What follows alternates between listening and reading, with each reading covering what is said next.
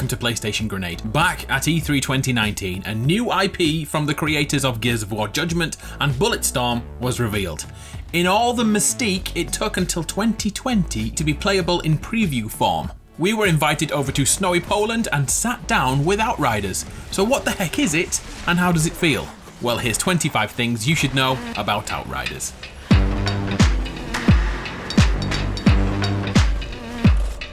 I'm going to start by combining a few games to give you an overall instant understanding. Outriders has the potential to bring together the gritty nature of Gears of War, the inventory management of something like The Division or Ghost Recon Breakpoint, and the character abilities of Destiny. Lofty claims, I know. On the surface, Outriders is trying to push together as many popular video game elements as it can into one single entity. Before we break down the story and characters, let's get our head around the core mechanics in place. Guns, gear, and grandeur. The first part of that trilogy are the weapons. That's 90% of what you do in this game, well, the preview build at least, and if you haven't guessed already, Outriders is most certainly a shooter. In a nutshell, the enemies set up behind cover and we push forward to get through them as quickly as possible. This means gunplay is paramount, and there's one thing that makes every bullet feel fantastic: dismemberment. For guns to feel really weighty and heavy and have force behind them, the greatest thing you can do is rip through the opposition physically. Shotguns and snipers are king here. In terms of weapons though, in-game there are also assault rifles, submachine guns, semi-auto rifles, pistols, and even revolvers. Oh, and light machine guns too. Variation is the key to shooters, and Outriders has enough to keep you satisfied. Part 2 of that holy trinity of gameplay is the gear. Outriders also wants to be a pretty deep RPG. The key mechanic here is gear and weapon scores. I'm going to say this a lot, but if you've played Destiny or The Division or Ghost Recon Wildlands, even Assassin's Creed has it these days, gear score is vital, and it so is in Outriders. Split into two categories of armor rating for defensive items and firepower ratings for weaponry. As we progress through the game, loot drops give us that sweet nectar to level up our gear score.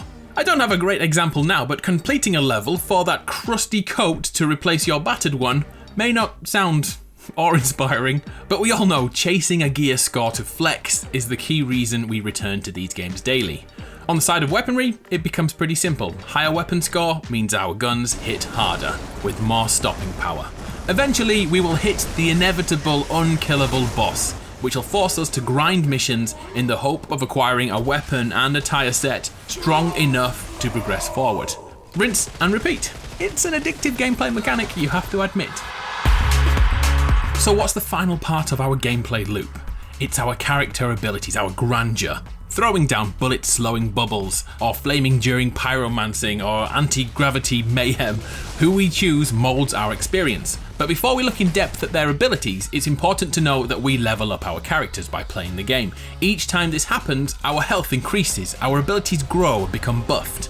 We become more potent in our attacks and unlock new abilities, which once again keeps us coming back for more and more. And importantly, it also changes the way we approach the game with new skills. We're going to talk about repetition very soon, and that's why I'm trying to point out already the ways the game breaks up that repetition.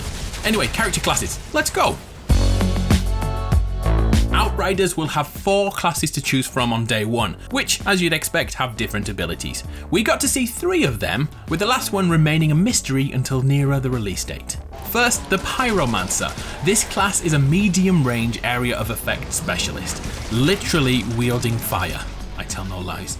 There's a thermal bomb which turns any enemy hit into a ticking time bomb, walking around until the moment they die, and then they go boom. In addition, there's a firewall which tears across the battlefield, which helps move enemies out of position and cover. Pyromancers are the middle ground between the 2 other classes, as they're not as tanky as Devastators and they're not as rapid as Tricksters. But let's be serious, you choose this guy for the fire. They're like angry Charmanders. The Devastator is the second class, is essentially a tank of the group. Strong, tough, durable, all those types of words. They control gravity though, turning the ground beneath them into a weapon. Speccing them into a close combat specialist that wades into damage, their powers even allow them to leap literally into the fight, cover themselves in rock, and send enemies flying with ridiculous ground pound skills. The third class we've seen thus far is the Trickster, focused more on speed and efficiency, designed for up-close combat with probably the coolest ability I've seen in a video game for a long time, a time bubble. The Trickster bends the laws of space and slows down time. Bullets can be seen floating past gradually.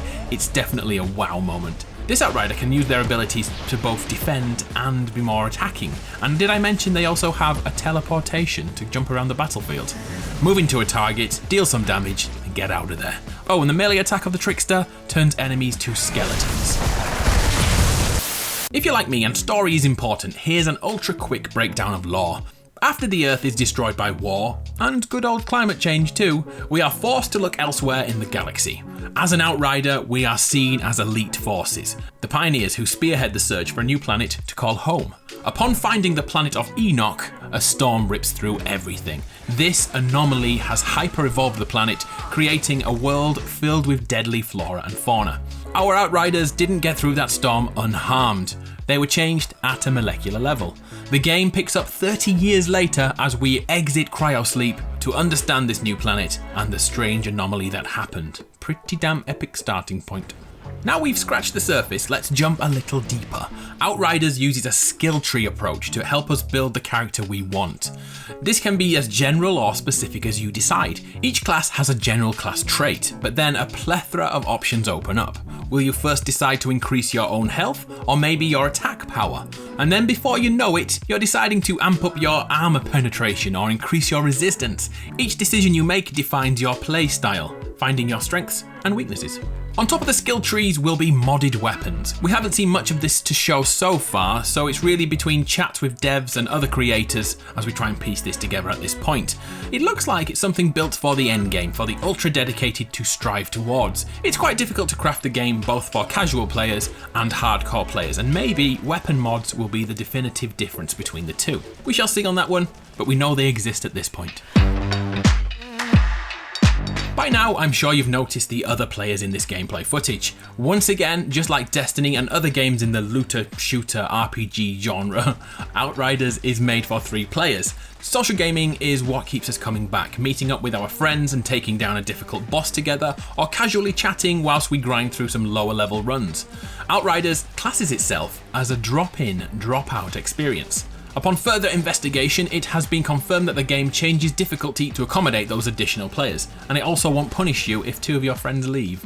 In essence, this should allow a low-level player to work with a veteran without one being out of place with their firepower. I'm still to see a game which does this well. Probably Borderlands 3 was the closest to achieving this, but hey, if the game supports drop-in, drop-out, then I'll be joining your game just before you kill the main boss and taking that precious loot. Okay, I'm only kidding there, I can't take your loot. Loot is instanced in Outriders, meaning you can't touch my loot and I can't touch yours either. Our drops are independent and are scaled to our character level accordingly. In many games, having your loot taken is a key reason people just give up and move on. Even when it's made into a mechanic, like the Dark Zone in The Division, loot theft prevents a huge percentage of gamers from continuing in that gaming world. So in Outriders, your loot is your loot. To finish this section on co-op gameplay, a really important thing to note is about team synergy.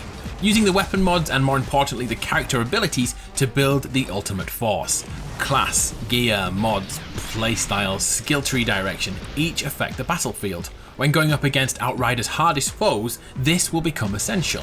In practice, this can throw up some really impressive scenarios. For example, we saw a Trickster bubble being thrown down to slow down bullets, while the Devastator used gravitational force to shatter enemies. It's honestly freaking awesome to see. So although we can play alone, the best moments happen in a team. Let's talk about repetition. Think of most of the multiplayer games you've played. Most have an element of repetition. How many times have you jumped out of the battle bus in Fortnite? How many times have you raided in Destiny? How many times have you killed the same boss in a video game? A lot, right?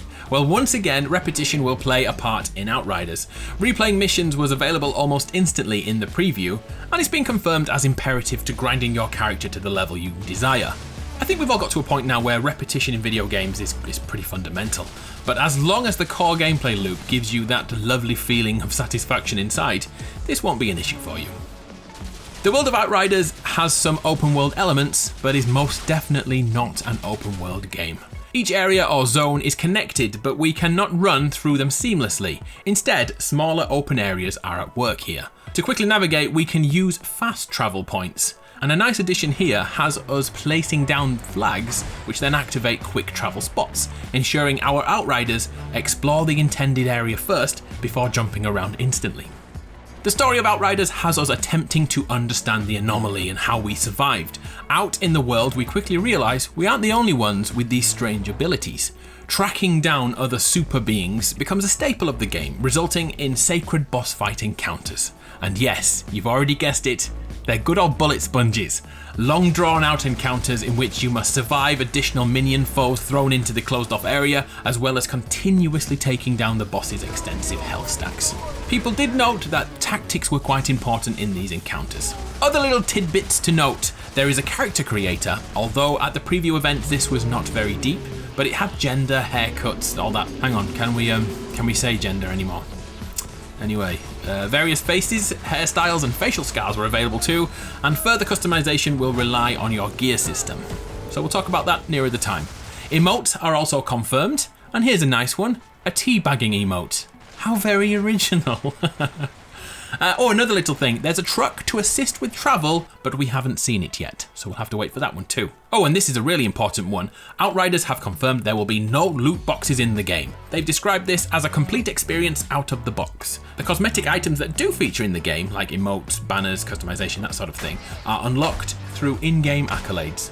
So play to unlock. So when does Outriders hit the stores? Well, it's not summer 2020 anymore, sadly. Outriders has slipped back slightly to holiday 2020. Go on, have a random guess when you think it's coming out. I'll go November 3rd. Complete guess. Outriders is coming to the PS5 as well as the PS4 and the new Xbox as well as the current Xbox. And of course the good old PC. So that was our time with Outriders. I'm hoping I didn't call it Outlanders during the entirety of this video. If I did, I'm very sorry. Thank you very much for your time, it's hugely appreciated. I'm Adam from PlayStation Grenade. A quick thank you to Jamie who went to Poland to get this footage. I appreciate you, brother. And I will see you all very soon. Thanks for your time.